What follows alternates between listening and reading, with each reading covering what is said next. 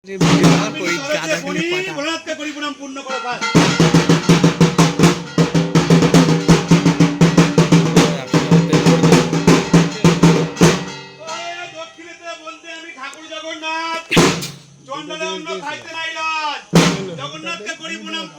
কাজ।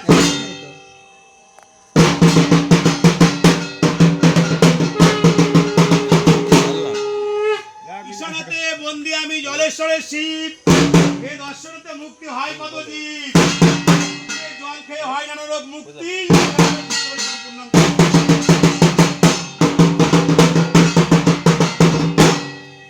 বায়ু কোণে বন্দি আমি সেতু কাশেমের শরীর, ও রামচন্দ্র বানর নিয়ে করেছিল সেতু শ্রী, রামচন্দ্রকে করি প্রণাম পূর্ণ করো কাজ।